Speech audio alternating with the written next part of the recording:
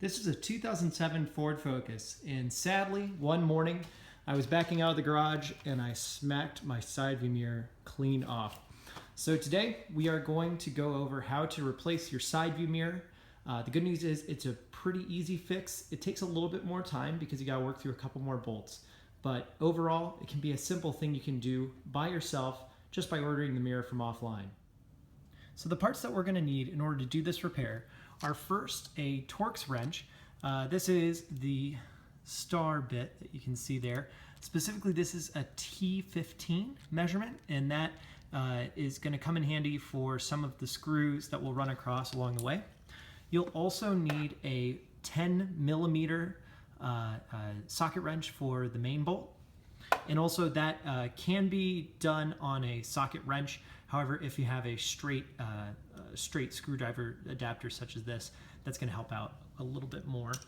Another thing I'd recommend, as well as a magnetic plate to catch any screws along the way. Good way to keep track of small screws. And then also we'll need a replacement side view mirror as well. I picked this one up from 1aauto.com, but there's also a number of other great third-party providers. Obviously, you can buy it stock from the Ford dealership. However, sometimes you can get a good deal when you're buying it from a third party such as Rock Auto, 1aauto.com, or others like that. One thing to emphasize, number one, be sure you are buying the correct side view mirror. So that is not just year, make, and model, but also if you're repairing the passenger or driver's side, be sure it is the passenger or driver's side mirror. Another thing too is be sure it is either heated or not heated. So that's to say, if your car is capable of having a heated side view mirror, be sure to buy the one that has that. And the way that you can tell as well is you'll see this indicator right there, which indicates that is a heated side view mirror. There's nothing worse than buying a non-heated side view mirror and being left out in the cold during the wintertime. To start, we're going to take this plastic trim cover off. And to do that, you just want to give it some force.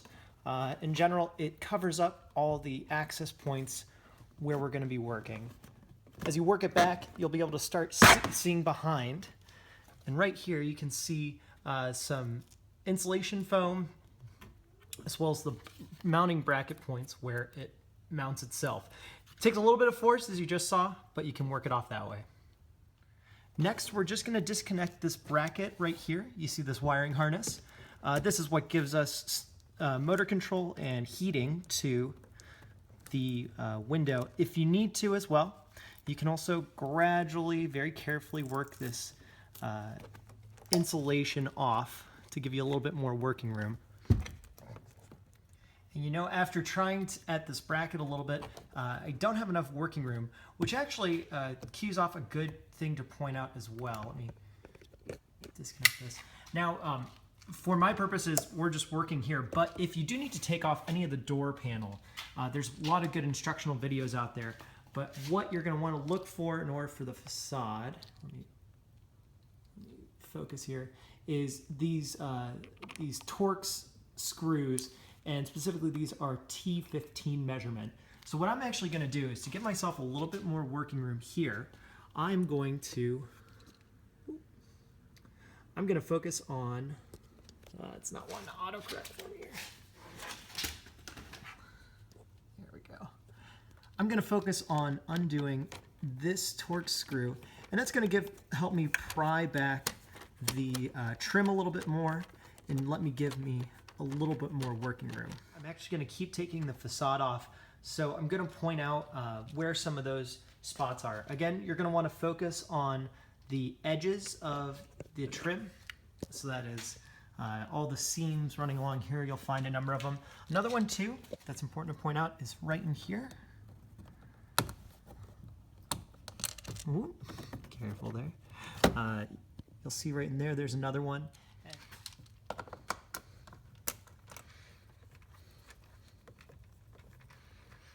As you're also doing this, it is a good idea to have a magnetic tray going as well. That way you can easily grab all the screws and not lose any of them.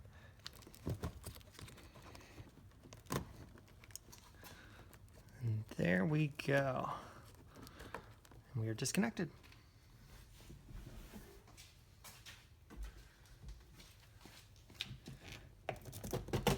going to want to work away some of this facade. And again, let's focus on doing away with some of that insulation. And what we're going to want to free, here I'm actually going to take the camera off. What we're going to want to free is this bracket right here, which is our power coupling that leads out to the mirror. Another way, should you forget that, is just take a look at your replacement mirror, same bracket as well. So we're just going to want to free it up. That way we can easily pull it right through. There we go, focus. That way we can easily pull it right through our peekaboo hole right there. All right, working on some more screws. You'll notice a silver one. This can also, for non-black trim models, this can sometimes be black, but you'll just notice a screw here, and that's going to connect to our forward portion of the side view mirror. That's on there pretty good. Also want to support the mirror just to be sure that it comes off all right, or in my case, comes off in pieces.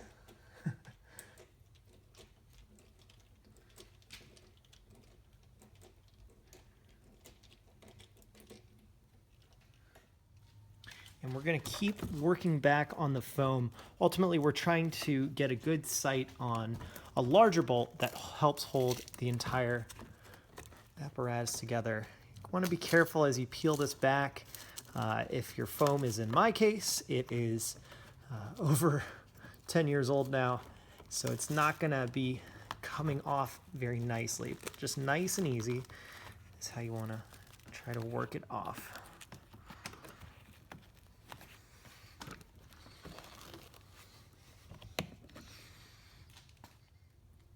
All right, so we're going to keep working the foam back, and you'll notice here that is our main 10 millimeter socket that we are going to take off. So using your socket wrench, you want to just very carefully, move this back a little bit, very carefully take out the socket. Again, remembering to support the mirror on the other side.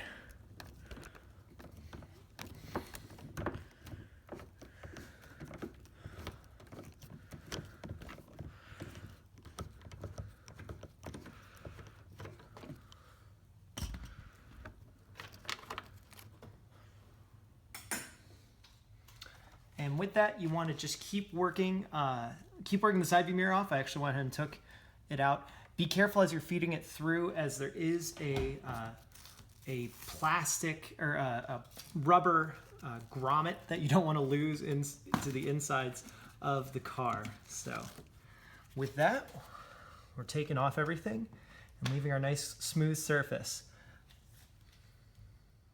So now we're ready to install the new side view mirror. So you're going to want to take your wiring harness and be sure to string it through the large circular hole with the rubber grommet that we had gone through before. And then you're also going to want to be careful to just line everything up carefully before you start sealing everything back up.